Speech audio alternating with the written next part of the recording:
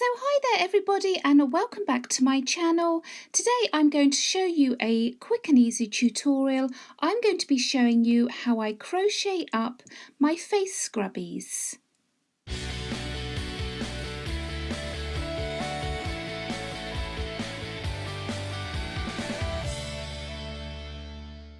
Now I make mine up in 100% cotton.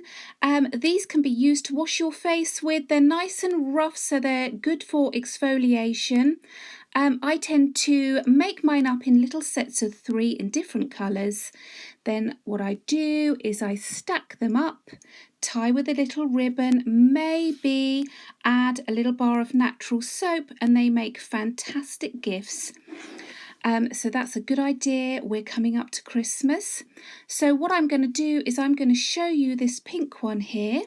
So let's get going. So these are just worked in a round pattern. So we're going to go out 1, 2, 3, 4 rounds to make up our scrubbies.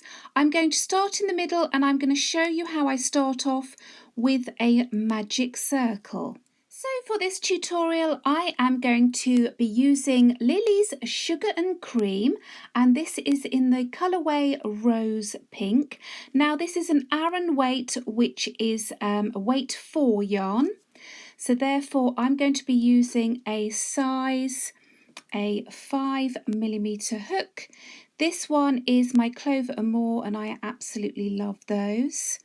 You'll also just need a darning needle to sew in your ends and just a small pair of scissors. So I'm going to start off by using a magic circle. So the magic circle, I want my tail end at the front. I'm going to wrap around those 2 fingers, turn and go across. Then I'm going to go under with my hook, grab that yarn and pull it through. Then I'm just going to take out my fingers very slowly and I'm going to chain 1. But what you want to make sure is that you chain 1 with your working yarn, not your tail. Okay, and then you can just... I tend to, when I'm working in the round, I will work over my end, my tail end as I go round. So I just tend to hold that along there. Now you can tell now that this is the magic circle. When I pull on that tail end there, the circle is going to get smaller. Okay, so we're ready to go with round 1. So all we're going to do is just put 8 double crochets in this center circle here. Now if you use US terminology, that's going to be 8 single crochets. So for us in the UK it's 8 doubles. So a double is just push your hook through, grab that yarn, pull it through. So I've got 2 on my hook, grab the yarn, pull through 2. So that's 1, 2, 3. Now you can see that I'm working over this end here. It's not essential, it just saves me on the sewing at the end. So I'm gonna carry on and just put 8 double crochets in this center here. So I've worked my 8. Now if you're unsure, all you can do is just count back and just look at the top of each stitch. There is a V, so I can count back here that there's 1, 2, 3, 4, 5, 6, 7 and 8. So what I want to do now is, ignoring where we did our chain 1 up, that very first stitch there, I want to do a slip stitch. So I'm just pushing through, grab that yarn, pull it through and the stitch that's on your hook, and then I have joined my first round. So then I can pull on that center, on that first initial tail, and that will close the hole up nicely. Okay, and I want to do a chain 1. Now in the top of all of these stitches going around, all of these 8 stitches, I'm going to put 2 half trebles. So if you're in the US, this is 2 half doubles. So just to recap, a half treble is yarn over first, push your hook through, grab the yarn so you've got 3 on your hook, grab that yarn, pull through all 3. So in the top of that stitch I'm going to do another one. So remember, you're pulling through all 3. So then we're going to move to this next stitch here and we're going to do another 2 half trebles.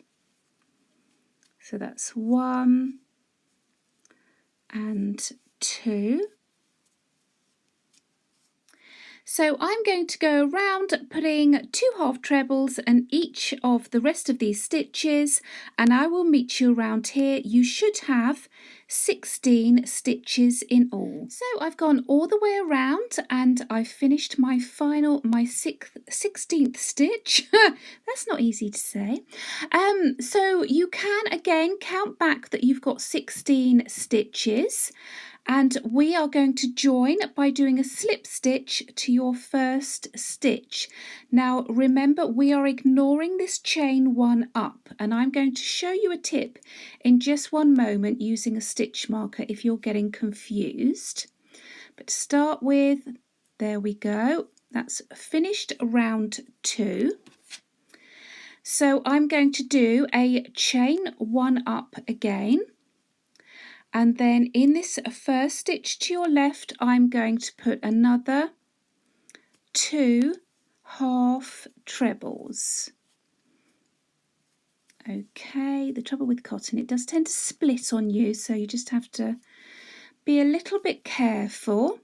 Okay, and then what I tend to do, if I'm confused, so when I've come back around here, I'm confused where to join. We have just done 2 stitches, so all I do is get a stitch marker and put it in the first of those 2 stitches, and then there's no mistake. When I come round here, I know which one to join. So this is how round 3 goes. In the first stitch we put 2 half trebles. In this second we're just going to put 1 half treble. In this next stitch we're going to do 2 half trebles, and then in the next stitch we are going to put 1 half treble, and that is how it's going to go all the way around. You're going to do 2 1 2 1 all the way around until we get back to this stitch marker here. You should have 24 stitches. So I'm just putting my final stitch in here.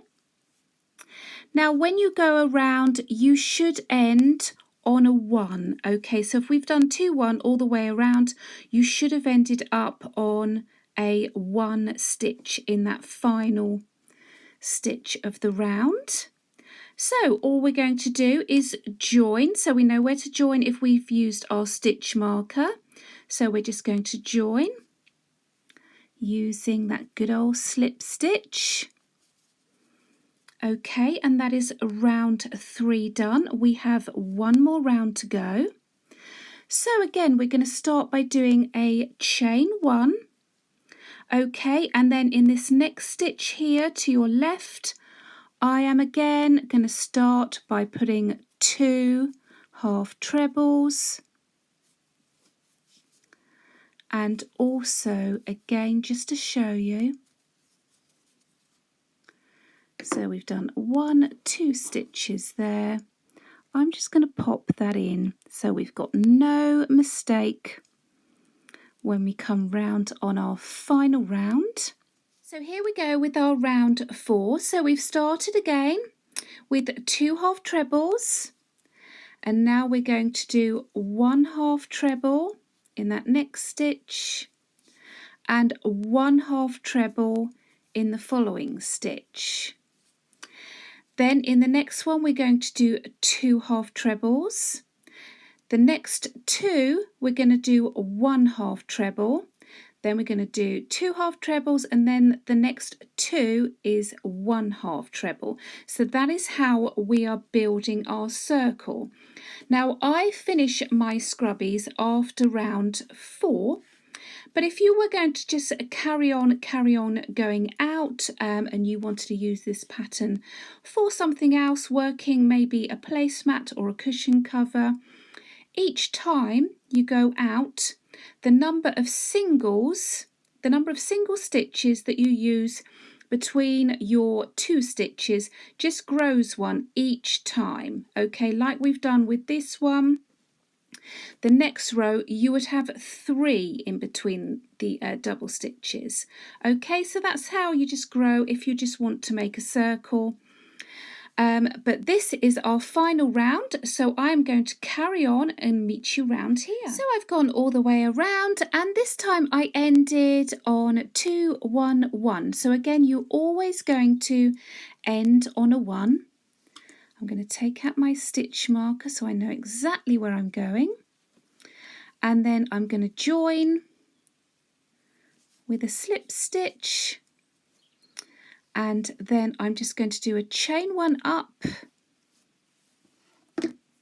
cut off my yarn, leaving an end to sew in, then just pull that up, and then you want to cinch that down as much as you possibly can just to make it nice and neat, and then we're going to sew in our ends.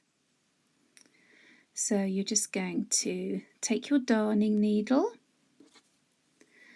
and then this knot here I tend to pull over to the other side, and then I'm going to sew in using the other side. So if you pull that down nice and tight, you shouldn't have too much of a bump on the other side, so it keeps its nice circular shape. So all you're going to do is use these stitches on the back of your scrubby just to go to and fro.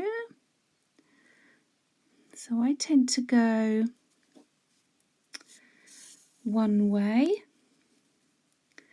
then I'll use those stitches to go the other way, and then if you've watched me before, I usually like to do this 3 times. Okay, so I just go back and forth 3 times, and then because these are going in the washing machine, you don't really want these ends to pop out. I might just do one more because I didn't get much that way. You don't want these ends to pop out. So if you go to and fro, they shouldn't give too much, okay? And then you're just going to trim off your end close to your work, but don't cut your work. Okay, so that's the outside one done. So that knot sort of like disappears.